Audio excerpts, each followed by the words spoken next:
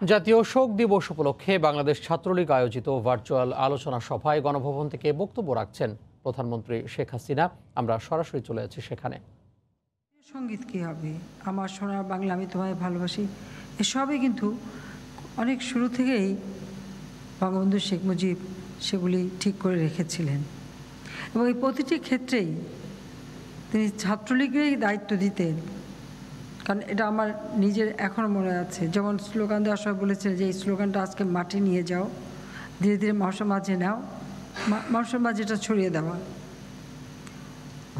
ঠিক আমাদের পতাকার ব্যাপারেও তাই, কাজে এইভাবে প্রতিটি ক্ষেত্রে কিন্তু ছাত্রলীগকে তিনি সবসময় যেটা তিনি করবেন আগে তাদেরকে দিয়ে সেটা সামনে নিয়ে আসতেন, জনমত সৃষ্টি করবার জন্য জনগণের পাশে, এবং ছাত্র সমাজের মাঝে এটা ছড়িয়ে দিতেন।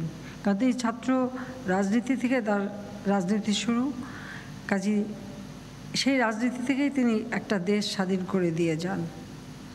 আর তার অবর্তমানে তিনি যখন কারাগারে বন্দী থাকতেন, তখন আমার মা সেই 61-62 সাল থেকেই, যখন শিক্ষা কমিশন রিপোর্ট বাতিল আন্দোলন শুরু হয়েছিল 62 সালে, তখন থেকে দেখেছে আমার মাকে সবসময় ছাত্রলীগকে তিনি সুসংগঠিত করা, ছাত্রলীগকে সহযোগিতা করা এবং ছাত্রলীগকে মাধ্যমে আমার আব্বা যে সমস্ত বার্তাগুলি দিতেন জেলখানা থেকে সেগুলি পৌঁছে দেওয়া, সে কাজটাই তিনি খুব সুচারুভাবে করে দিতেন।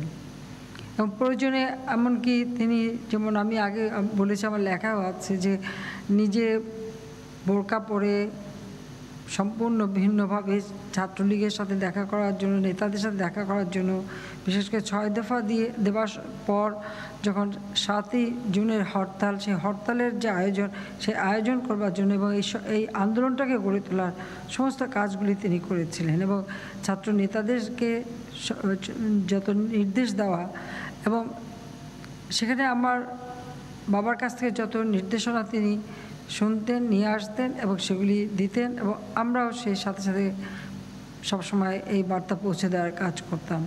কাজে আমার মাকে দেখেছি যে তিনি রাজনৈতিকভাবে তার সিদ্ধান্ত নেবার অসীম ক্ষমতা ছিল এবং তিনি বুঝতে পারতেন যে মানুষের অবস্থানটা কোথায়, মানুষ কী চায়, যে কারণে প্রতিটি সময় একটা সঠিক সিদ্ধান্ত নেওয়া, এই সিদ্ধান্ত নেওয়ার ক্ষেত্রে তিনি অটল ছিলেন। এবং তিনি এমন একজন মানুষ, সাধারণত আমরা জানি একটা পরিবারে একজন স্ত্রীর অনেক কিছু চাওয়া থাকে, স্বামীর কাছে অনেক দাবি থাকে, কিন্তু সেখানে আমার মা কোনো দিন সংসারের ব্যাপারে কখনো আমার বাবাকে কোনো ব্যতিব্যস্ত করেননি। সবসময় একটা কথাই বলতেন যে সংসারে তোমাকে ভাবতে হবে না, তোমার যেটা কাজ সে করো, এটা আমি দেখব। আমাদের লেখাপড়া, সংসারের দায়িত্ব, পরিবার পরিজন সব কিছু তিনি নিজের কাঁধে তুলে নিতেন।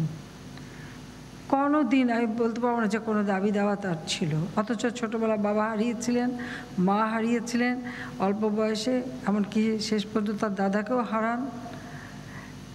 মানুষ হয়েছিলেন আমার দাদা দাদির কাছে, কিন্তু কখনো তার কোনো আবদার ছিল না, কোনো চাওয়া পাওয়া ছিল না। বরং তার দাদা তাকে যে সম্পত্তি দিয়ে গিয়েছিল, সেই সম্পত্তি থেকে যে অর্থ তিনি পেতেন, যেটা আমার দাদা গার্জিয়ান ছিলেন এবং তার হাতে তুলে দিতেন, সমস্ত টাকা তিনি আমার বাবাকে দিতেন অথবা পরবর্তী খরচ করতেন এই সংগঠনের জন্য এবং নিজের জন্য। 1 টাকাও কোনোদিন খরচা করতে আমরা দেখিনি। সমস্ত চাওয়া পাওয়ার ঊর্ধ্বে ওঠে এই যে একেবারে নিবেদিত প্রাণ হয়ে তিনি যে আমার মা বাবার পাশে থেকেছেন, তাকে প্রেরণা জুগিয়েছেন, তাকে সমস্ত সাংসারিক ঝামেলা থেকে মুক্ত রেখে তিনি যে রাজনীতি করতে, সেই রাজনীতি থেকে যেন মনোনিবেশ করতে পারে, তিনি যে দেশের স্বাধীনতা চাইতেন, সেই স্বাধীনতার কাজ যেন তিনি সঠিকভাবে করতে পারেন, সে ব্যাপারে আমার মায়ের এক অনবদ্য ভূমিকা রয়েছে।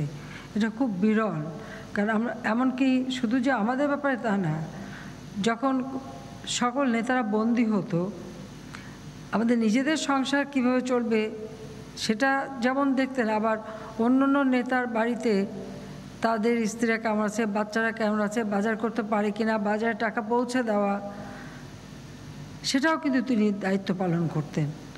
আওয়ামী লীগের কোনো নেতা কোনো অসুস্থ হলে তার চিকিৎসার ব্যবস্থা করা, সেটাও তিনি দেখতেন। ঠিক আমি বলবো যে আমার বাবা বোধহয় এরকম একজন সঙ্গী পেয়েছিলেন বলেই তিনি সম্পূর্ণভাবে নিবেদিত প্রাণ হয়ে দেশের সেবা করতে পেরেছিলেন, যেটা খুব ইতিহাসে অনেক বিরল ঘটনা। তাই ছাত্রলীগ প্রতি বছর শোক দিবস পালন করে এবং এই শোক দিবসে ছাত্রলীগ সবসময় আমার মায়ের কথা স্মরণ করে এবং এই দিবসটা তাকে উদ্দেশ্য করেই পালন করা হয়। সেজন্য ছাত্রলীগকে আমি আন্তরিক ধন্যবাদ জানাচ্ছি। কারণ আমাদের যা কিছু প্রাপ্তি বাংলাদেশের মানুষের, এখানে আমি মনে করি আমার মা যদি এভাবে না দাঁড়াতেন তাহলে হয়তো বাংলাদেশ স্বাধীন হতো কি না। কিন্তু তিনি খুব দৃঢ় সংকল্পবদ্ধ ছিলেন যে দেশ স্বাধীন হবে এবং কখনো নিজের কথা তিনি ভাবেননি। 6 দফা দেবার পর পাকিস্তানে থেকে অনেক নেতারা, সেখানে আওয়ামী লীগের সংগঠন ছিল নিখিল পাকিস্তান আওয়ামী লীগ, অনেকেই ঢাকায় এসেছে। 6 দফার পরিবর্তে 8 দফা, আমাদের আওয়ামী লীগের অনেক সিনিয়র নেতারা, অনেক নেতারাই 8 দফার প্রতি ঝুঁকে পড়েছে এবং সেই সময় আমাদের বাসায় মিটিং হয়েছে। সেখানে আমার মার একটাই কথা ছিল যে যিনি 6 দফা দিয়ে গেছেন তিনি আজ কারাগারে। ওই 6 দফার একটা দাড়ি কমা সেমিকোলন এদিক ওদিক হবে না, এই 6 দফা 6 দফাই থাকবে। তিনি কিন্তু কোনো সংগঠনের কোনো দায়িত্ব ছিলেন না, কিন্তু তার মতামতের একটা দাম ছিল আলাদা। তার এই ঘোষণার পর আমি জানি আমাদের অনেক চাচারা খুব নাখুশ হয়েছিলেন, অনেকে আমাদের সঙ্গে কথাও বলেছেন এ ব্যাপারে যে উনি কী বলছেন, ভুল করছেন। আমি উনি ভুল করেননি, যেটা বলছে সেটাই আছে, ঠিক আছে, 6 দফা তো 6 দফাই হবে। যখন আগরতলা ষড়যন্ত্র মামলা দেওয়া হলো, সেই ষড়যন্ত্র মামলার সময়ও আইয়ুব খান আলোচনা বৈঠক ডাকলো এবং প্যারোলে মুক্তি দিয়ে পাকিস্তানে নিয়ে যাবে আলোচনার জন্য। আমাদের নেতা অনেকেই সেজে গুজে সেই ক্যান্টনমেন্টে তারা গেলেন আমার আব্বাকে বুঝাতে যে এই প্যারোলে যাওয়া উচিত, আইয়ুব খান বসে আছে ওনার সঙ্গে মিটিং করতে। আমার মা খবর পাঠালেন এবং সেই খবরটা আমি নিয়ে গিয়েছিলাম, কারণ আমার ভিতরে যাওয়ার পারমিশন ছিল না। কিন্তু তারপর আমি ওখানে গেটের কাছে যে দাঁড়িয়েছিলাম যে আমার আব্বা যদি একবার আমাকে দেখে তাহলে ঠিক তিনি বুঝবেন যে কোনো একটা বার্তা আমার মা দিয়েছেন। এইটুকু বোঝার একটা তাদের মধ্যে একটা অদ্ভুত আমি বলবো সমঝোতা ছিল। ঠিকই তাই হলো, শুধু একবার একটু কাছে আসতে দিল, আমি খালি বললাম মা এই কথা বলেছেন, বলে ঠিক আছে। তার পরবর্তী যে ঘটনা সেটা আরও মর্মান্তিক, কারণ এই নেতারাই আমাদের বাসায় আসলো।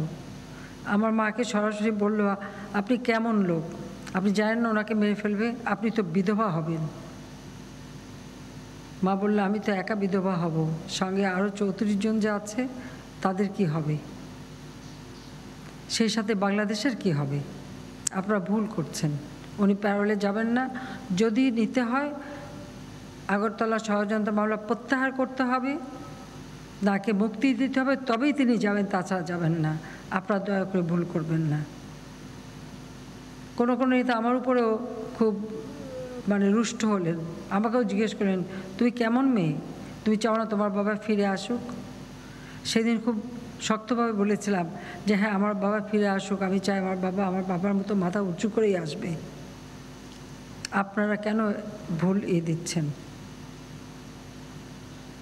সেই সময় এই সমস্ত সময়গুলি আমি দেখেছি আমার মার দৃঢ়তা, আত্মবিশ্বাস এবং রাজনৈতিক পর্যবেক্ষণের ক্ষমতা। কারণ মাঠের মানুষ কি চায় সেটা তিনি খুব ভালো করে বুঝতেন এবং সেই সংযোগটা সবসময় তার ছিল সংগঠনের মাধ্যমে। বাংলাদেশ আওয়ামী লীগ, ছাত্রলীগ, মহানগর আওয়ামী লীগের মাধ্যমে তিনি সবসময় এবং সারা বাংলাদেশে সাধারণ নেতা কর্মীদের যে যোগাযোগ, তার মাধ্যমে তিনি কিন্তু মানুষের এই পালসটা ভালো করে বুঝতে পারতেন এবং তিনি যেটা বললেন সেটাই হলো। 21শে ফেব্রুয়ারি 1969 সালে আগরতলা ষড়যন্ত্র মামলা আইয়ুব খান প্রত্যাহার করে। 22শে ফেব্রুয়ারি বঙ্গবন্ধু শেখ মুজিবকে মুক্তি দেয়।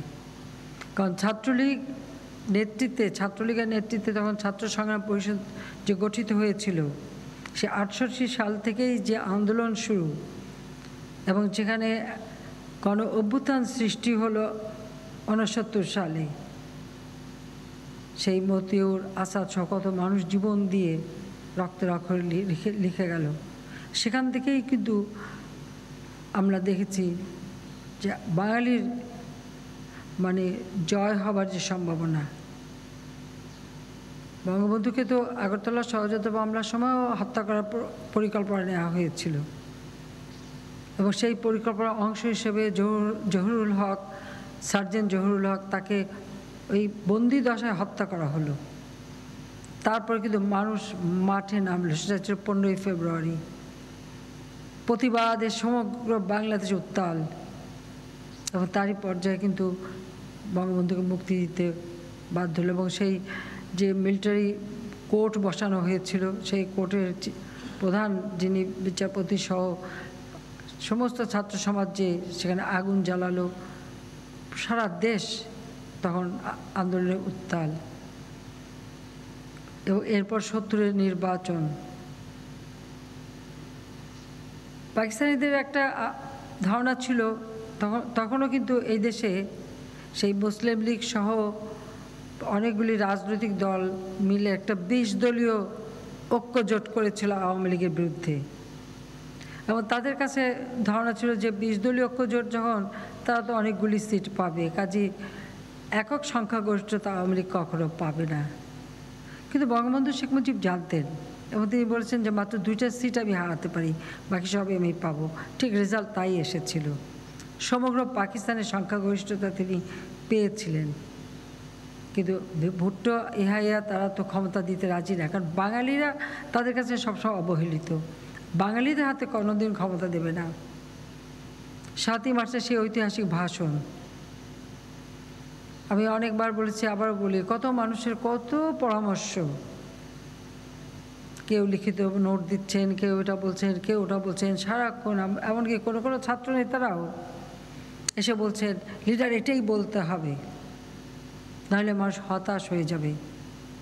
সেসব একজন ছাত্র নেতাকে আমার আব্বু বলেছিলেন, তার কাঁধে হাত রেখে, তার কথাগুলি এখন আমার মনে পড়ে। আমি কেউ পাশাপাশি ছিলাম। বলেছেন, leader should lead the lad, lad should not lead the leader. কি বলতে হবে আমি জানি, তোমরা যাও, তোমাদের কাজ তোমরা করো। আমাদের সিরাজুল আলম খান এবং আব্দুর রাজ্জাক সহ তোফাল ভাই অনেকেই সেখানে ছিল। সবচেয়ে বেশি লাফাচ্ছিল সিরাজুল আলম খান, তাকেই বঙ্গবন্ধু এই কথাটা বলেছিলেন। কাজী তিনি জানতেন তাকে কী করতে হবে। এবং সেই সময় আমার মা যখন মিটিংয়ে যাবেন, খাবার টাবার দিয়ে তিনি আলাদা একদম সব, যখন কোনো গুরুত্বপূর্ণ মিটিংয়ে যেতেন, আমার মা কিন্তু আমার আব্বাকে সম্পূর্ণ সকলের কাছ থেকে আলাদা করে নিতেন। নিজের ঘরে নিয়ে গেলেন, আমি পাশে পাথার কাছে বসে আস্তে আস্তে মাথায় হাত বুলিয়ে দিচ্ছিলাম, আর মা মোড়াটা টেনে বসলেন পাশে। শুধু বললেন যে তোমার মনে যে কথা আসবে তুমি সেই কথা বলবা, কারণ সারা জীবন সংগ্রাম তুমি করেছো, তুমি জানো কি বলতে হবে। কে কি বললো সে কথা কোনো শোনার কোনো দরকার নেই। আর অনেক কথা তখন হলো, কিন্তু মূল কথাটা এটাই ছিল। 7ই মার্চের ভাষণ, সেই ভাষণটা কোনো লিখিত নাই, কোনো নোট নাই, কিছু নাই। কিন্তু সেই ভাষণটাকে যদি আমরা পর্যালোচনা করি, বাঙালির বঞ্চনার ইতিহাস যেমন তিনি বলেছেন, আত্মত্যাগের ইতিহাস বলেছেন, অত্যাচার নির্যাতনের ইতিহাস বলেছেন, এবং ভবিষ্যতে কি করণীয়, অর্থাৎ গেরিলা যুদ্ধ করতে হলে কি কি করতে হবে সেই নির্দেশনাও যেমন তিনি দিয়েছেন, এবং ভবিষ্যতে বাংলাদেশ কেমন হবে তাও তিনি বলে গিয়েছিলেন। আমাদের মহান মুক্তিযুদ্ধ চলাকালীন সময়টাই ছিল সকলের প্রেরণা। স্বাধীনতার ঘোষণা নিয়ে অনেকের অনেক কথা ছিল, সেখানে আরও অনেক কাহিনী আছে। আজকে এত সময় নিয়ে আমি অনেক সময় বলেছি, আরও বলবো, বা আমি লিখেছিও এর উপরে। আমার মনে হয় ছাত্ররা এটা পড়া উচিত। সেই সাথে আমি ছাত্রদেরকে বলবো, বঙ্গবন্ধু শেখ মুজিবের বই অসমাপ্ত আত্মজীবনী, আমার দেখা নয়া চীন, আর নয়া চীন তিনি ভ্রমণ করেছিলেন 52 সালে। বইটা লিখেছিলেন 54 সালে। আর তারপরে কারাগারে রোজ নামচা, এই বইগুলি পড়লে পরে কতই বা বয়স তার তখন, কিন্তু সেই বয়সে সেই 52 সালে তিনি চীন দেখতে গেছেন, চীনের কী না দেখেছেন, কিভাবে তিনি ব্যাখ্যা করেছেন প্রত্যেকটা ক্ষেত্রে, ঠিক সেইভাবে অসমাপ্ত আত্মজীবনীতে যে ইতিহাসটা আমরা পাই। পাশাপাশি কারাগারে রোজ নামচাটা সম্পূর্ণ 66 সাল থেকে 68 সাল, 6 দফার দেওয়ার পরের ঘটনাগুলি। আর সেই সাথে আরেকটি বিষয় আমি আনন্দিত যে আমাদের ছাত্রলীগের নেতা সাধারণ সম্পাদক এটা উল্লেখ করেছে এবং সভাপতি তারা দেখেছে যে বঙ্গবন্ধু শেখ মুজিবের বিরুদ্ধে পাকিস্তানি গোয়েন্দা সংস্থার যে রিপোর্ট, আমি অনেক নেতার রিপোর্ট খুঁজেছি, হয়তো পাতলা একটা ফাইল আর বেশি না, কিন্তু এখানে 48টা ফাইল, মানে 48 খণ্ড 46টা ফাইল আমি পেয়েছি, 40,000-এর মতো পাতা। আমি 96 সালে সরকার আসার পর এগুলি সংগ্রহ করি, কপি করি, তবে ফাইল আবার ফেরত পাঠিয়ে দিই, কিন্তু এগুলো আমার কাছে ছিল। আমি আমার বান্ধবী বেবি মধু দীর্ঘদিন এর উপরে কাজ করি এবং সেগুলি এখন আমরা প্রকাশ করছি। পৃথিবীর ইতিহাসে বোধহয় কখনো কোনো নেতার বিরুদ্ধে কোনো গোয়েন্দা সংস্থার রিপোর্ট কখনো কেউ প্রকাশ করেনি, কিন্তু আমি যেটা দেখলাম যে এই রিপোর্টটা শুধু ওনার বিরুদ্ধে রিপোর্ট, কিন্তু এই বিরুদ্ধে রিপোর্টের মধ্য দিয়ে কিন্তু আমরা আমাদের ইতিহাসের সত্যকে খুঁজে বের করতে পারি। তার কারণ হলো যেভাবে বঙ্গবন্ধু শেখ মুজিবের নাম বাংলাদেশের ইতিহাস থেকে মুছে ফেলা হয়েছে, ভাষা আন্দোলনে তার অবদান সেটা মুছে দেওয়া হয়েছিল, এদেশের স্বাধীনতা আন্দোলন, মহান মুক্তিযুদ্ধ, মুক্তিযুদ্ধের বিজয়, সব কিছু থেকে তার নাম শুধু মোছেনি। 7ই মার্চের ভাষণ, যে ভাষণ আজকে সারা বিশ্বে মানে আন্তর্জাতিক প্রামাণ্য দলিলে স্থান পেয়েছে বিশ্বের সর্বশ্রেষ্ঠ ভাষণ হিসেবে, সেই ভাষণও বাংলাদেশে একসময় নিষিদ্ধ করা হয়েছিল। এটাই হচ্ছে আমাদের জাতি হিসেবে দুর্ভাগ্য। পৃথিবীর বহু নেতার ভাষণ সবগুলি কিন্তু লেখা এবং তৈরি করা, আর এই ভাষণটা তিনি সম্পূর্ণ নিজে দাঁড়িয়ে বলেছেন। অথচ সেই ভাষণ বাঙালি আমাদের প্রজন্মের পর প্রজন্ম এক সময় জানতে পারি, শুনতেও পারিনি। আমাদের কত আওয়ামী লীগ ছাত্রলীগের নেতাকর্মী এই ভাষণ বাজাতে গিয়ে জীবন দিয়েছে। জয়ললিতা হলের ভিপি ছিল আমাদের চূর্ণ, তাকে তো মেরেই ফেলে দিল খালেদা জিয়া শুধু এই ভাষণটা বাজানোর দায়। কাজে এই যে আন্দোলন সংগ্রামের মধ্য দিয়ে একটা দেশকে এগিয়ে নিয়ে মানে স্বাধীন করা, এবং এই 7ই মার্চের ভাষণটা যে একটা প্রেরণা, যার মধ্যে গেরিলা যুদ্ধের সমস্ত মানে মূল বিষয়গুলি সব জানিয়ে দেওয়া, এবং এরপর 25শে মার্চ যখন পাকিস্তান হানাদার বাহিনী আমাদের আক্রমণ করলো নিরস্ত্র বাঙালির উপর, ঠিক তারপরেই কিন্তু জাতির পিতা স্বাধীনতার ঘোষণাটা প্রচার করা হয়। কারণ এখানেও ছিল আক্রমণকারী কে হবে। এই সব সময়গুলি হচ্ছে সব থেকে কঠিন সময়। এখানে যদি একটু সময়ের ভুল হয় তাহলে কিন্তু আর সাফল্য অর্জন করা যায় না। কিন্তু তিনি জানতেন কখন কোনটা বলতে হবে, কী সিদ্ধান্ত দিতে হবে।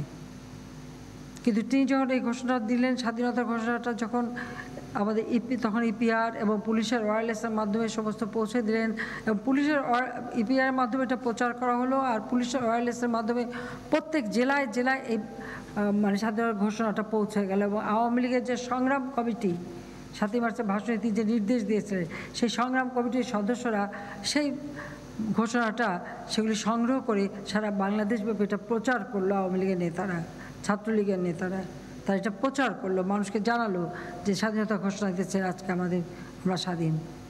এরপর তো পাকিস্তানি হানাদার বাহিনীর আক্রমণ যখন জেলা এবং গ্রাম পর্যায়ে চলে গিয়েছিল, কিন্তু তার মধ্যে এই খবরটা সব জায়গায় পৌঁছে গিয়েছিল। যে এভাবেই কিন্তু প্রত্যেকটা পদক্ষেপ তিনি নিয়েছিলেন, আর সব কিছুর পাশে সবসময় আমার মা ছিলেন। 75-এ এই জন্য যখন রাষ্ট্রীয় ক্ষমতার জন্য রাষ্ট্রপতিকে হত্যা করে, কিন্তু একটা গোটা পরিবারকে হত্যা করে নিশ্চিহ্ন করে দেওয়া। আমার দুর্ভাগ্য, আমি আর রেহানা মাত্র 15 দিন আগে দেশ ছেড়ে বিদেশে গিয়েছিলাম। মাত্র 2 মাসের জন্য আমাদের যাওয়া। তারপরে একদিন আমরা শুনলাম আমাদের কেউ নেই, আমরা নিঃস্ব, সব আমাদের শেষ। বিদেশে আমাদেরকে রিফিউজি হিসেবে থাকতে হলো। 6টা বছর পর আমি যখন আওয়ামী লীগ আমাকে সভাপতি নির্বাচিত করলো, আমি ফিরে এলাম। অনেক বাধা অতিক্রম করে আসতে হয়েছে। আমি আসার পরে জিয়াউর রহমান কিন্তু আমাকে 32 নম্বরে ঢুকতে দেয়নি। আমি যে 32 নম্বরে মিলাদ পড়বো বা দোয়া করবো সেটাও দেয়নি, তালা চাবি দেওয়াই ছিল। কিন্তু এই 15 আগস্টের হত্যাকাণ্ড, সেই সাথে সাথে কিন্তু মানে মিথ্যা বানোয়াট কুৎসা রটনা, নানা ধরনের কথা। এবং আমরা কি দেখলাম, স্বাধীনতা বিরোধী যারা, পরাজিত শক্তি যারা, পাকিস্তানিদের দোসর যারা ছিল, আলবদর রাজাকার যারা বানিয়েছিল, তারাই কিন্তু ক্ষমতায় আসলো। আর বেঈমান মুনাফিকি করলো খন্দকার মোস্তাক রাষ্ট্রপতি হওয়ার লোভে, আর জিয়াউর রহমান তার দোসর কর্নেল ফারুক রশিদ তাদের মানে আসল তাদের হাতের লোক, যাদের মাধ্যমে এই ঘটনা 15 আগস্ট ঘটানো হলো।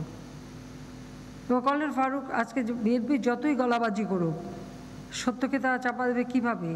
কর্নেল ফারুক আর রশিদ তো বিবিসির অ্যান্থনি মাসকারনাহাসের সাথে যে ইন্টারভিউ দেয়, সেখানে তারা নিজেরাই বলছে যে জিয়া তাদের সাথে ছিল, জিয়া তাদেরকে এগিয়ে যেতে বলছে এবং জিয়া তাদেরকে সব রকম সহযোগিতা করেছে। কাজে বিএনপি এখন এটা অস্বীকার করতে পারে না। এটা তো যারা খুনি তাদের মুখেরই কথা। এবং পরবর্তীতে আরও অন্যান্য খুনিদের তাদের যে বিভিন্ন জবানবন্দিতে পেয়েছেন যে কীভাবে জিয়া তাদের সাথে ছিল। এবং এটা তো আরও স্পষ্ট যে খন্দকার মোস্তাক রাষ্ট্রপতি হলো একেবারে সম্পূর্ণ ইলিগালি, মানে অবৈধভাবে, আবার জিয়ারে বানালো সেনাপ্রধান। তো বেঈমানরা কখনো বেশি দিন থাকতে পারে না। মোস্তাককে যখন বিদায় নিতে হলো, আর জিয়ার হাতে কারাগারে 4 নেতা হত্যা হলো, এবং আমাদের যে মুক্তিযোদ্ধা যত অফিসার ছিল সেনাবাহিনীতে, আমাদের ব্রিগেডিয়ার হুদা, হায়দার, খালেদ মোশাররফ থেকে শুরু করে সমস্ত যারা মুক্তিযুদ্ধে তাদের এক একটা অবদান ছিল, এক এক করে জিয়াউর রহমান সবাইকে হত্যা করেছে। ছাত্র সমাজের হাতে অস্ত্র তুলে দিয়েছে। মেধাবী ছাত্র এক হাতে পুরস্কার দিয়েছে, আর এক হাতে অস্ত্র অর্থ তুলে দিয়েছে, তাদেরকে ব্যবহার করেছে।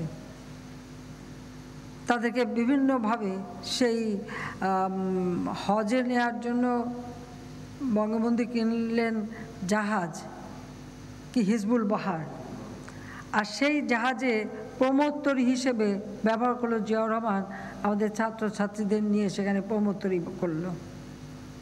এইভাবে ছাত্র সমাজকে পর্যন্ত ধ্বংস করেছে। বহু মেধাবী ছাত্র তাদের হাতে অস্ত্র অর্থ দিয়ে তাদেরকে বিপদে ঠেলে দিয়েছে। একটা জাতিকে ধ্বংস করার যা যা করার তাই করে গিয়েছিল। ঠিক একই চিত্র আমরা দেখেছি খালেদা জিয়া। সে ধমক দিল ছাত্র দলই আওয়ামী লীগকে সোজা করতে নাকি যথেষ্ট। আর আমরা ছাত্রলীগের হাতে তুলে দিয়েছিলাম আমি খাতা কলম, যে না, ছাত্রদেরকে পড়াশোনা করতে হবে, মানুষের মতো মানুষ হতে হবে, স্বাধীন বাংলাদেশের উপযুক্ত নাগরিক হয়ে নিজেদের গড়ে উঠতে হবে। তো বাংলাদেশের ইতিহাসটাই হচ্ছে একটা রক্তাক্ত ঘটনার মধ্য দিয়ে।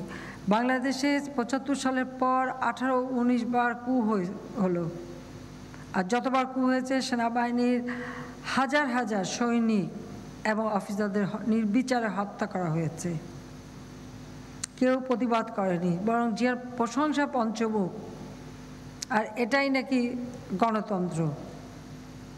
আমাদের ছাত্রলীগের মফিজ বাবু, ঢাকা সিটি ছাত্রলীগ, নারায়ণগঞ্জের মামুন, আমাদের যুব নেতা মৌলভী সৈয়দ, চট্টগ্রামের যুবলীগের নেতা ফজলুর রহমান পটল, বগুড়া, এরকম বহু নেতাকর্মী সারা বাংলাদেশে খুঁজে খুঁজে, তারা সবাই মুক্তিযোদ্ধা, তারপর তাদেরকে নির্মমভাবে হত্যা করেছে লাশ গুম করেছে। মফিজ বাবু এদের লাশ তার পরিবার কোনোদিন পায়নি। তো গুম খুনের কথা যারা বলে তাদের প্রশ্ন যে এই গুম খুনটা শুরু করেছে কে? কিন্তু জিয়াউর রহমানই শুরু করেছে। সেনাবাহিনীর অফিসাররা ছুটিতে ছিল, চলে আসছে, তাদেরকে মেরে ফেলে দিয়েছে, তাদের পরিবার লাশও পায়নি। সাধারণ সৈনিক তাদেরকে হত্যা করেছে, তাদের পরিবার লাশ পায়নি, এবং তারাও চাকরি করছে, আর কিচ্ছু পায়নি, মানবিত জীবনযাপন করেছে তারা। এইভাবে সারা দেশকে তারা রক্তাক্ত করেছে শুধু ক্ষমতাকে নিষ্কণ্ঠ করবার জন্য। আর তার একই চরিত্র দেখি খালেদা জিয়ার, একের পর এক এরকম হত্যাকাণ্ড। অপারেশন ক্লিন হার্টের নামে কত মানুষকে হত্যা, এবং সেখানে ইন্ডেমনিটি।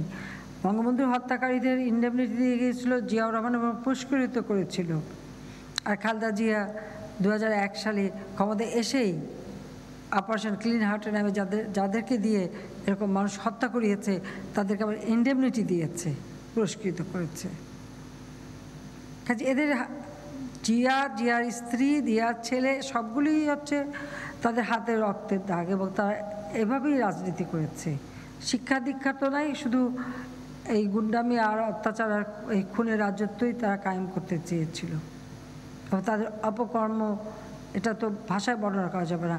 অগ্নি সন্ত্রাসে মানুষকে পুড়িয়ে পুড়িয়ে হত্যা করেছে। আমি এইটুকু বলবো যে এই দেশটাকে আমরা চেয়েছি জাতির পিতার আদর্শ নিয়ে যেন দেশটা এগিয়ে যায়, সেই জন্য আমাদের সকল প্রচেষ্টা। আমরা ক্ষমতা আসার পরে আমরা তো প্রতিশোধ নিতে যাইনি, আমরা দেশের উন্নয়নের দিকে নজর দিয়েছি। শিক্ষা দীক্ষা সব দিক থেকে যে জাতি যেন এগিয়ে যায় সেদিকে আমরা নজর দিয়েছি। আমরা দেশকে খাদ্য স্বয়ংসম্পূর্ণ করেছি। 98 সালে যখন প্রথম দেশকে খাদ্য স্বয়ংসম্পূর্ণ করলাম, পার্লামেন্টে খালেদা জিয়া, তার অর্থমন্ত্রী সাইফুর রহমান, তারা বলল খাদ্যে স্বয়ংসম্পূর্ণ ভালো না, বিদেশ থেকে সাহায্য পাওয়া যাবে না। তা আমি ওটা বললাম, জাতিপিতা বলেছেন ভিক্ষুক জাতির ইজ্জত থাকে না, তা আমরা ভিক্ষা করে চলতে চাই, নিজের পায়ে দাঁড়াতে চাই। এটা হচ্ছে রাষ্ট্রীয় নীতির ব্যাপার, এবং এটা যে ইচ্ছে করলে পাওয়া যায় সেটা আমরা প্রমাণ করেছি। যে একটা দেশকে সুষ্ঠুভাবে পরিচালনা করলে সম্মান ফিরে আসায়, যে সম্মান ভুলুণ্ঠিত করেছিল 75-এ জাতিপিতাকে হত্যার মধ্য দিয়ে, আমরা সেই হত্যাকারীদের বিচার করেছি, এবং হত্যাকারীদের বিচারের মধ্য দিয়ে বাংলাদেশে যে ন্যায় বিচার হয় সেটা আমরা নিশ্চিত করেছি। এখনও কিছু আসামি পলাতক আছে, কিন্তু তারপর সে হত্যাকারীদের বিচার করেছে। হ্যাঁ, এটা ঠিক যে ষড়যন্ত্রের সাথে যারা জড়িত হয়তো সেগুলি এখনও খুঁজে পাওয়া যায়নি, তবে ইতিহাস একদিন বেরোবে, এসব খবরও বেরোবে, এগুলি পাওয়া যাবে, এটা এক সময় না এক সময় আসবে। যা আমি এটুকুই বলবো যে আজকে জাতির পিতাকে হত্যা করে তারা ভেবেছিল যে তার নাম মুছে ফেলবে, আমাদের বিজয়ের ইতিহাস মুছে ফেলবে, লাখো শহীদের রক্তের যে মহান ত্যাগ সেটা মুছে ফেলবে, আমার লাখো মা বোনেরা তাদের উপর যে কী নির্মম অত্যাচার হয়েছে সে কথাও তারা মুছে ফেলবে। বাংলাদেশটা একটা আদর্শহীন, কোনো দিকহারা এরকম অবস্থায় চলবে। অর্থাৎ জাতিপিতা যে স্বাধীনতাটা দিয়ে গেছেন সেটা যে অর্থবহ হলে এদেশের মানুষ যে দারিদ্র্যের হাত থেকে মুক্তি পাবে, শিক্ষায় দীক্ষায় এই দেশের মানুষ যে মাথা উঁচু করে চলবে, সেই সম্ভাবনা সম্পূর্ণ ধূলিসাৎ করতে চেয়েছিল। যে আদর্শের উপর ভিত্তি করে দেশ স্বাধীন, সে আদর্শটাই তারা নষ্ট করতে চেয়েছিল।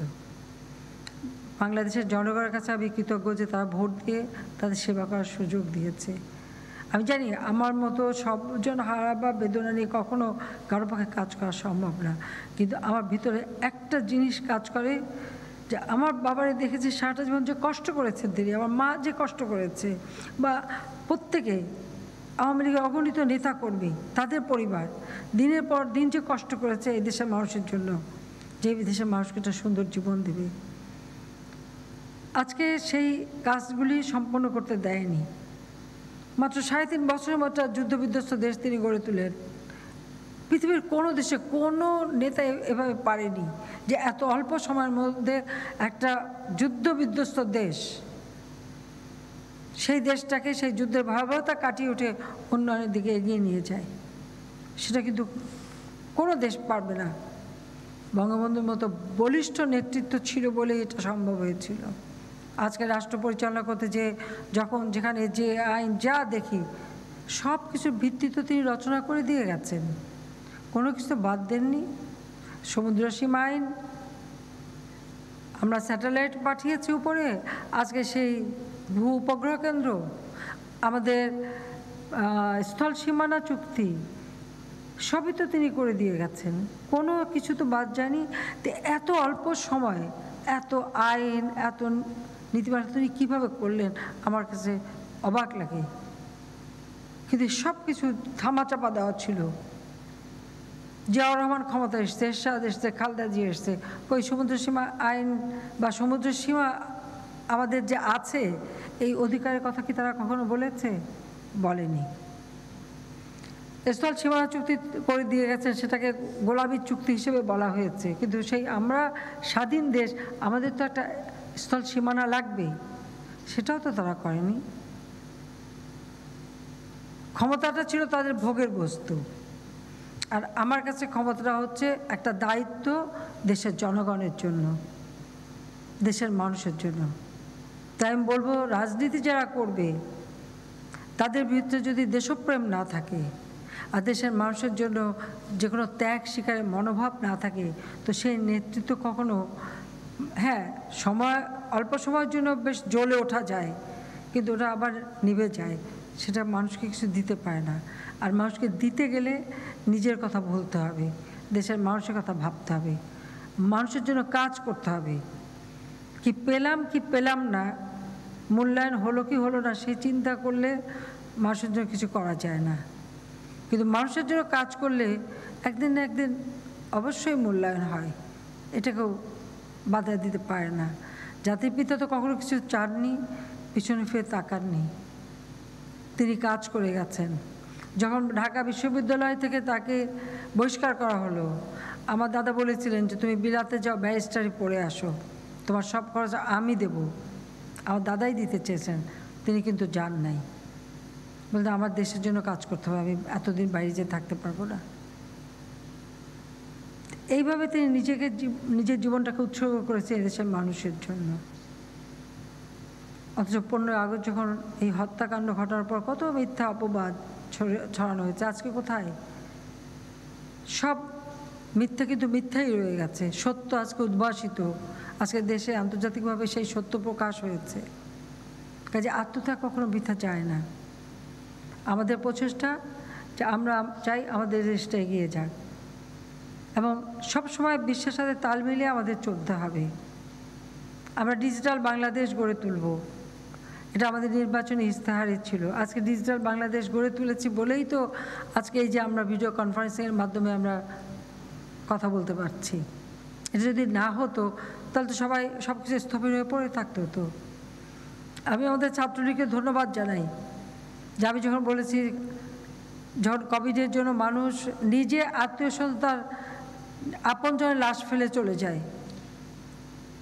কাফন দাফনের ব্যবস্থা হয় না, ছাত্রলীগের ছেলেরা সেখানে ছুটে গেছে, নিজের জীবনের সব মায়া ত্যাগ করে এই মৃতদের তাদের কাফন দাফনের ব্যবস্থা করেছে, সৎকারের ব্যবস্থা করেছে। সেজন্য আমি ছাত্রলীগকে আন্তরিক ধন্যবাদ জানাচ্ছি। যখন আমার কৃষকরা চারিদিকে, যেহেতু আমরা জানি যে এখন লকডাউন, কোথাও যাতায়াত বন্ধ, গাড়ি ঘোড়া বন্ধ, যারা ধান কাটতে যাবে ধান কাটতে যেতে পারে না, আমরা যেমন আয়োজন করেছি সরকারিভাবে ধান কাটতে যাওয়ার সাথে সাথে ছাত্রলীগকে আবার নির্দেশ দিয়েছি যে যেখানে আছে যার যার এলাকা সবাইকে কৃষকের পাশে দাঁড়াতে হবে, ধান কাটতে হবে। আমি ধন্যবাদ জানাই ছাত্রলীগকে, কোনো অহমিকা তো কাজ করেনি, সবাই তো কৃষকের কাছে ছুটে গেছে এবং ছুটে যেয়ে তোমরা সেই কৃষকদের পাশে দাঁড়িয়েছো এবং ধান কেটে তাদের ঘরে তুলে দিয়েছো, তাদের পাশে থেকেছো। এটাই বলে দেশ সেবা, যে তোমরা সব কিছু ভুলে যাও, চলে গেলা কৃষকের পাশে দাঁড়ালা। তোমাদের সাথে সাথে পরবর্তীতে আমাদের যুবলীগ গেছে, স্বেচ্ছাসেবক লীগ, কৃষক লীগ, তারাও গেছে, আওয়ামী লীগ তো গেছেই। বন্যার সময় রিলিফের জন্য প্রত্যেকে যার যার সাধ্যমতো রিলিফ পৌঁছে দিয়েছ। করোনার কারণে যারা একেবারে দরিদ্র হাত পাততে পারে তারা একরকম, কিন্তু যারা হাত পাততে পারে না, চাইতে পারে না, তাদের ঘরে ঘরে খাবার পৌঁছে দেওয়া বা তাদের ঘরে পণ্য পৌঁছে দেওয়া, সেটাও আমাদের ছাত্রলীগ তোমরা ভালোভাবে করেছো। শুধু সত্যি খুব আমি আনন্দিত, তোমাদেরকে আমি ধন্যবাদ জানাই যে তোমরা যে এই যে কাজগুলি আর বলার সাথে সাথে তোমরা যে মাঠে নেমে গেছো এবং কাজ করেছো এবং সারা বাংলাদেশের ছাত্র নেতাকর্মী যে করেছে, এটা আমি বলবো তোমরা একটা দৃষ্টান্ত স্থাপন করেছো আগামী প্রজন্মের জন্য, যে কোনো কাজই অবহেলার না, নিজের কাজ নিজে করতে হয়। যা খেয়ে আমাদের জীবন বাঁচে, ক্ষুণ্ণবৃত্তি হয়, সেটার জন্য আমরা নিজেরা কাজ করবো, এতে লজ্জার কি আছে? এ কাজ কখনো কোনো কাজ অবহেলার না, কিন্তু তোমরা সেটা করতে পেরেছো। মানে এই যে একটা ভয় বা ভীতি কাজ করেনি, অহমিকা কাজ করেনি, সেগুলি জয় করে মানুষের পাশে দাঁড়ানো, এটাই তো সবথেকে বড় কথা। সেটা তোমরা করতে সক্ষম হয়েছো। আমরা চেষ্টা করে যাচ্ছি, ইতিমধ্যে আমরা বাজেট দিয়েছি, যদিও স্কুল ক্লাস নাই, তবুও আমরা কিন্তু আমাদের ছাত্রছাত্রীদের উপবৃত্তি সেটা আমরা দিয়ে যাচ্ছি। করোনার সময় অনেকেই তো আয় রোজগার নেই, আগামী ডিসেম্বরে আমরা সিদ্ধান্ত নিয়েছি যে আমাদের ছাত্রছাত্রীদের জন্য, বিশেষ করে স্কুলের ছাত্রছাত্রীদের জন্য আমরা আরও কিছু প্রণোদনা দেবো, কাপড় চোপড় কেনার ব্যবস্থা আমরা করে দেবো, যাতে গার্জিয়ানরা তাদের ছেলে মেয়েদের কাপড় চোপড় দিতে পারে, স্কুলের পোশাক দিতে পারে, সে ব্যবস্থাটা আমরা নেব। সেই সাথে সাথে আমাদের শিক্ষা ব্যবস্থাটাকে আমরা ব্যাপকভাবে সম্প্রসারণ করেছি। বাংলাদেশে মেডিকেল বিশ্ববিদ্যালয় ছিল না, আজকে বাংলাদেশে আমরা মেডিকেল বিশ্ববিদ্যালয় করেছি। প্রত্যেকটা বিভাগে একটা করে মেডিকেল বিশ্ববিদ্যালয় হবে। আমরা ভোকেশনাল ট্রেনিংকে সবথেকে গুরুত্ব দিয়েছি। আমরা শিক্ষা নীতিমালা নিয়েছি, সেখানে আমরা ট্রেনিংয়ের ব্যবস্থা করছি। পলিটেকনিক ইনস্টিটিউট, ইঞ্জিনিয়ারিং কলেজ এবং আমরা টেকনিক্যাল কলেজ, ভোকেশনাল ট্রেনিংয়ের জন্য স্কুল কলেজের ব্যবস্থা করে স্বল্পকালীন, দীর্ঘমেয়াদী নানাভাবে এবং ডিপ্লোমা কোর্স আমরা সেটা চালু করছি। আমরা ডিজিটাল বিশ্ববিদ্যালয় করে দিয়েছি। আমরা ইঞ্জিনিয়ারিং কলেজ, এগ্রিকালচার ইউনিভার্সিটি কিন্তু খুব মাত্র একটা ছিল, আমি প্রথম টার্মে এসে আরও দুটো করি, এরপর আরও অনেকগুলি এগ্রিকালচার মানে আমরা কৃষি বিশ্ববিদ্যালয় তৈরি করে দিয়েছি, যেটা আমাদের সবথেকে বেশি প্রয়োজন। গবেষণার উপরে আমরা গুরুত্ব দিয়েছি এবং গবেষণার জন্য আলাদা বাজেট আমরা রেখেছি। আর যতই আমরা উন্নতি করি, সায়েন্স এবং টেকনোলজি এটা না শিখলে কখনো মানে আমরা এগোতে পারবো না, যুগের সঙ্গে তাল মেলাতে পারবো না। আমরা সায়েন্স অ্যান্ড টেকনোলজি ইউনিভার্সিটিও আমরা তৈরি করে দিয়েছি। আমরা veterinary and animal science, digital, ইসলামী আরবি, মেরিটাইম, প্রফেশনাল এবং সেই সাথে সাথে বঙ্গবন্ধু এভিয়েশন ও এয়ারোস্পেস ইউনিভার্সিটি সেটাও আমরা করে দিচ্ছি। ফ্যাশন টেক্সটাইল ইউনিভার্সিটি সেটা করে দেওয়া হচ্ছে। এরকম বিষয়ভিত্তিক অনেক পাবলিক এবং বেসরকারি খাতে আমরা বিশ্ববিদ্যালয় করে উচ্চশিক্ষার সুযোগ সৃষ্টি করে দিচ্ছি। সাথে সাথে আমাদের ছেলেমেয়েরা যাতে বহুমুখী শিক্ষাটা নিতে পারে এবং কর্মসংস্থান বাইরে যেতে হয়, স্কিল্ড যাতে হয়, তার ব্যবস্থা আমরা করে দিচ্ছি। আজকে আমরা স্যাটেলাইট দিয়েছি, আমরা সাবমেরিন কেবল দিচ্ছি, 1 হয়ে গেছে, 2 ব্রডব্যান্ড নিয়ে আসছি, এখন প্রতি ইউনিয়ন পর্যায় পর্যন্ত আমরা পৌঁছে দিচ্ছি। আউটসোর্সিংয়ের মাধ্যমে আমাদের ছেলেমেয়েরা আজকে অর্থ উপার্জন করতে পারে। 9টা ভাষা দিয়ে অ্যাপস তৈরি করে দেওয়া হয়েছে, বিভিন্ন ভাষার সাথে শিখতে পারে। অর্থাৎ শিক্ষার মাধ্যমে আমাদের দেশকে আমরা এগিয়ে নিয়ে যেতে চাই, সেদিকে লক্ষ্য রেখে আমরা বিভিন্ন ব্যবস্থা হাতে নিয়েছি। আমরা বিনা পয়সায় বই দিচ্ছি আমাদের ছাত্রছাত্রীদের। পৃথিবীর কোনো দেশ এত বই একসাথে দিতে পারে আমি জানি না, কিন্তু আমরা সেটা দিয়ে যাচ্ছি। কেন দিচ্ছি? কারণ শিক্ষা হচ্ছে যে কোনো একটা জাতির মেরুদণ্ড। শিক্ষা ছাড়া কোনো জাতি উন্নতি করতে পারে না। আর জাতি যখন শিক্ষিত হবে তখনই দেশ এগোবে। প্রথমবার সরকার আসার পরে উদ্যোগ নিলাম, মাত্র 45% শিক্ষা সাক্ষরতার হার ছিল। অল্প সময়ের মধ্যে 65.5% উন্নীত করতে সক্ষম হয়েছিলাম। ইউনেস্কো আমাদের পুরস্কারও দিয়েছিল। দুঃখের বিষয় 2001-এ আমরা ক্ষমতা আসতে পারিনি, বিএনপি আসলো, সাক্ষরতার হার যথারীতিভাবে আবার কমিয়ে দিল। দ্বিতীয়বার ক্ষমতা এসে শিক্ষা নীতিমালা দিলাম, মাদ্রাসা শিক্ষা তাকে আমরা স্বীকৃতি দিয়েছি, কারণ তারাও আমাদের ছেলে মেয়ে এই দেশের, তারাও একটা স্বীকৃতি দাবি করতে পারে, আশা করে, সেটাও তাদের ব্যবস্থা করে দিচ্ছি। তাদেরও শিক্ষা আধুনিক করে দিচ্ছি। সেই সাথে ছেলে মেয়েদের শিক্ষাকে আমরা মাল্টিমিডিয়া ক্লাসরুম, আমরা বিভিন্ন মানে এই বিশেষ করে আমাদের আইটি সেক্টরটা, ডিজিটাল সেক্টরটা, এই সেক্টরের উপর বেশি গুরুত্ব দিয়েছি, কারণ এটাই এখন আধুনিক যুগে সবথেকে বেশি প্রয়োজন। এখানে কর্মসংস্থান যেমন হয়, আবার আমরা বিদেশি অর্থ উপার্জনও করতে পারি, আবার এই ডিজিটাল পদ্ধতিটার মাধ্যমেই কাজ করতে হবে। সেটা আজকে প্রমাণ হলো এই কোভিড-19 অর্থাৎ করোনা ভাইরাসের কারণে, যেখানে আমরা সম্পূর্ণ স্থবির হয়ে যেতাম, কিন্তু এই ডিজিটাল পদ্ধতির কারণেই কিন্তু আমরা আমাদের অর্থনীতির চাকা যেমন সচল রাখতে সক্ষম হচ্ছি, উন্নয়নের কাজও আমরা কিছু কিছু করে যেতে পারছি, যা সম্ভবই হচ্ছে শুধু এই কারণেই।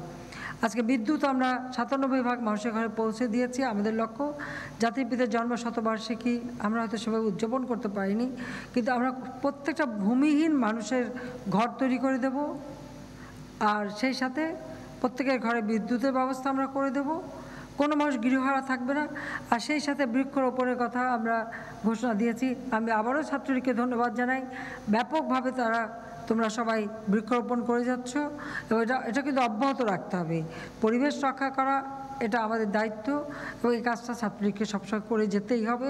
অনবরত যার যার নিজের এলাকায় লাগাও, কিন্তু গাছ লাগানো এবং প্রকৃতির ভারসাম্য রক্ষা করা। আরেকটা হচ্ছে যে করোনা ভাইরাসের কারণে যে অর্থনৈতিক একটা সারা বিশ্বব্যাপী মন্দা দেখা দিচ্ছে, বাংলাদেশে আমি বলে দিচ্ছি আমাদের জমি আছে, আমাদের ফসল উৎপাদন করে নিজের খাবারের ব্যবস্থাটা নিজেরা আমরা করব, যাতে করে এই খাবারের জন্য হাহাকার না হয়, মানুষের দ্বারস্থ না হতে হয়। তার জন্য আমাদের ব্যবস্থা আমাদের নিজেদেরই করে যেতে হবে। পেটে খেলে পেটে সয়, এটাই তো বলে, সেইটাও আমাদের করতে হবে। কাজে যে যেখানে আছে 1 ইঞ্চি জমি যেন অনাবাদি না থাকে, এবং যে যেটা পারে সেটা করতে হবে। এবং ছাত্রলীগকে আমি এটা বলবো যে লেখাপড়া শিখতে হবে। হ্যাঁ, এখন যেহেতু ক্লাস বন্ধ, স্কুল বন্ধ, আমরা অনলাইনে কিছু ক্লাসে কোনো কোনো বেসরকারি বিশ্ববিদ্যালয় শুরু করেছে। আমরা টেলিভিশনের মাধ্যমে ক্লাস নিচ্ছি, যেমন সংসদ টেলিভিশন, এখন সংসদ বেশি চলে না, কাজে সারাদিন সেখানে বিভিন্ন ক্লাসগুলি হচ্ছে, সেগুলি সবাই যারা স্কুলে আছে অনুসরণ করতে পারে। কিন্তু পড়াশোনা তারপরেও চালিয়ে যেতে হবে, কারণ পড়াশোনা অভ্যাসটা যেন নষ্ট না হয়। একটু অবস্থা ভালো হলে হয়তো আমরা স্কুল কলেজ খুলে দিতে পারবো, কিন্তু এই মুহূর্তে আমি মনে করি যে প্রত্যেকের জীবন বাঁচানোটা হচ্ছে সবার আগে দায়িত্ব। এই সংক্রামক ব্যাধি থেকে মুক্ত হওয়ার জন্য স্বাস্থ্যবিধিটা মানতে হবে। অন্ততপক্ষে সবাইকে যে যেখানে যাক মুখে এই মাস্কটা পরে যেতে হবে। আমি এখন খুলে কথা বলছি কারণ আমার আশেপাশে কেউ নাই, কাজে আমি এখন আছি, এভাবে কথা বলার সময় কেউ নাই বলে আমার পক্ষে সম্ভব। তো সেটা মাথায় রাখতে হবে যে একসাথে যেখানে হবে মাস্কটা পরে থাকা, যেন সংক্রামকটা কারণে হাত ধরতে পারে, এবং স্বাস্থ্য সুরক্ষা দিকে বিশেষভাবে দৃষ্টি রাখা, সাবান দিয়ে হাত ধোয়া, স্যানিটাইজার ব্যবহার করা, হাঁচি কাশি আসলে কনুই ব্যবহার করা, এভাবে সব কিছু দিকে নজর রাখতে হবে।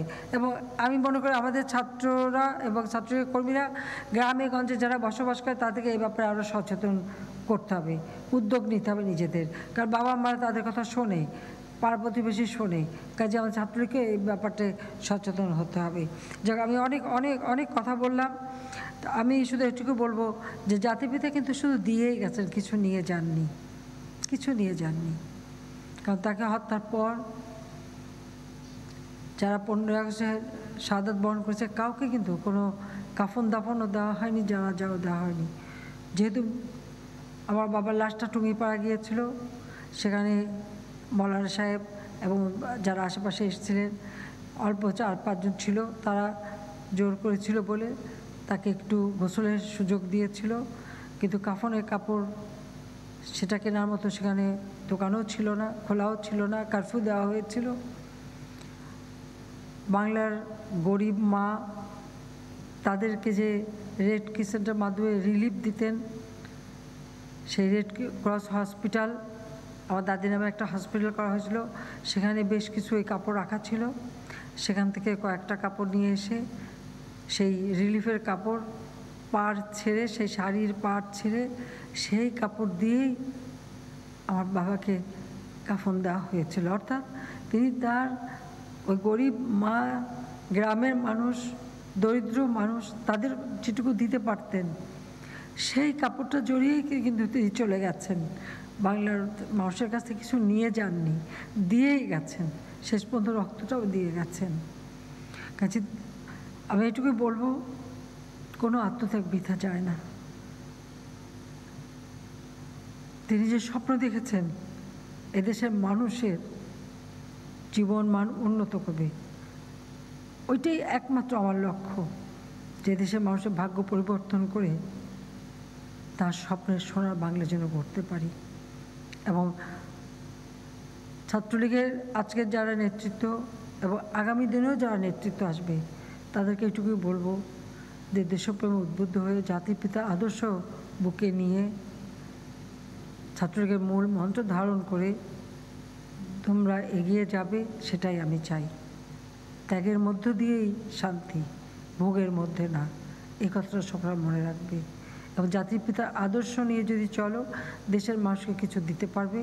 দেশের ভবিষ্যৎটা যেভাবে আমরা তোমাদের তরুণ প্রজন্মের জন্য এই দেশকে গড়ে দিয়ে যেতে চাচ্ছি, ডিজিটাল বাংলাদেশের মাধ্যমে তোমাদের নতুন প্রজন্মের কর্মসংস্থান থেকে শুরু করে শিক্ষা, স্বাস্থ্য বা তাদের সব দিকে আমরা লক্ষ্য রাখছি, ঠিক সেইভাবে দেশটা যেন এগিয়ে যায়, সেটাই তোমাদের কাছ থেকে আমরা আশা করি। তোমরা সেইভাবেই করবে, কথা বলে জাতির পিতার প্রতি আবারও শ্রদ্ধা জানিয়ে 15ই আগস্টের শাহাদাত বরণকারী সকলের প্রতি শ্রদ্ধা জানিয়ে আমার বক্তব্য আমি শেষ করছি। জয় বাংলা, জয় বঙ্গবন্ধু, বাংলাদেশ চিরজীবী হোক।